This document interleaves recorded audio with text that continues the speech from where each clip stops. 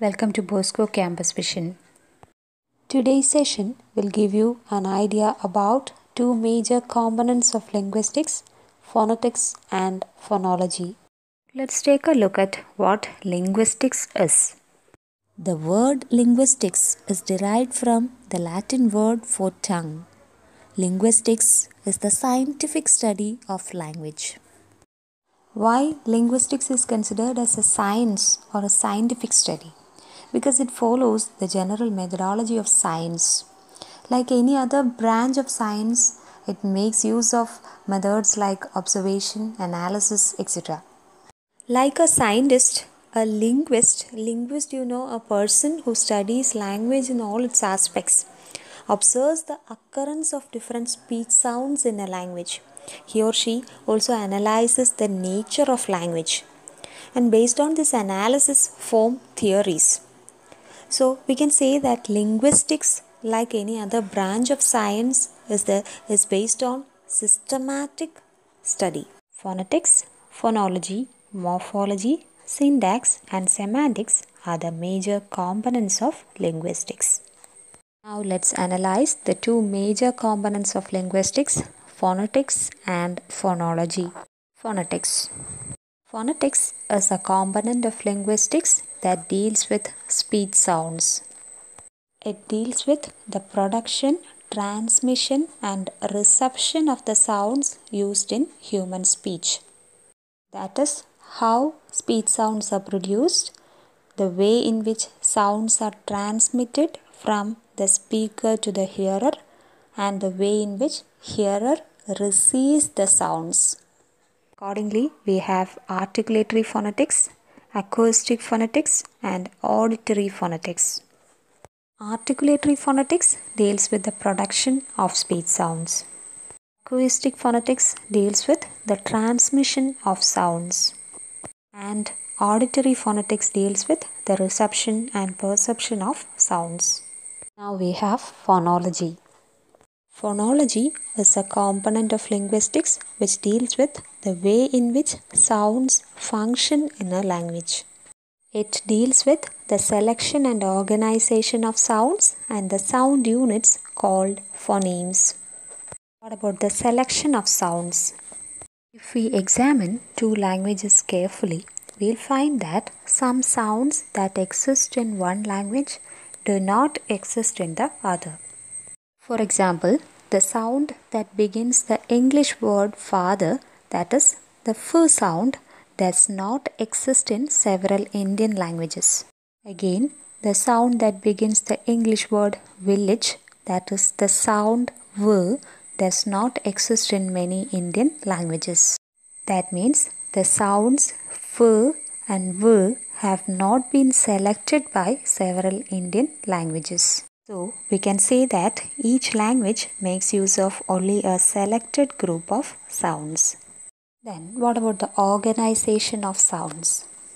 Each language organizes the sounds selected by it in different ways. For example, English permits SK combination word initially.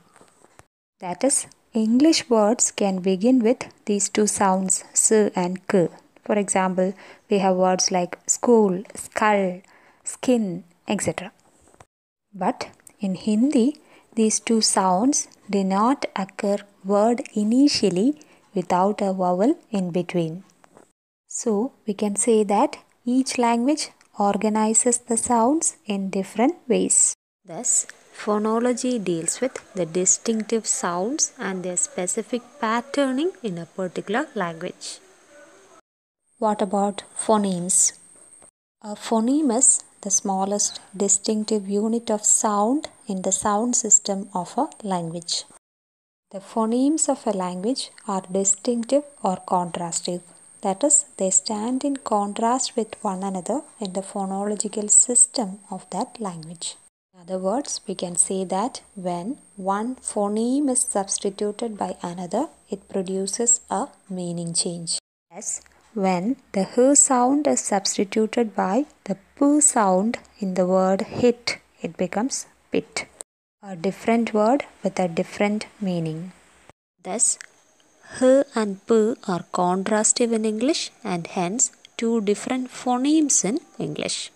Thus, a phoneme is the smallest linguistic unit of sound which can bring about a change of meaning.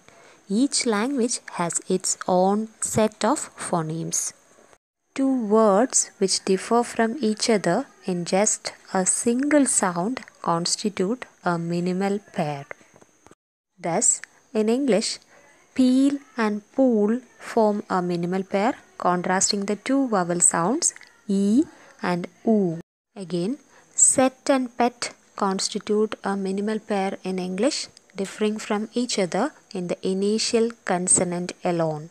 And we can identify S and P as two phonemes in English. Allophones.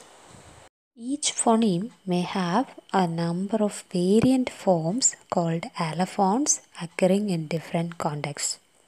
Allophones of a phoneme have considerable phonetic similarity between them as well as differences, and they do not occur in the same phonetic environment. For example, English voiceless plosives p, t and k have both aspirated and unaspirated varieties. That is, p in pin is aspirated but in spin unaspirated.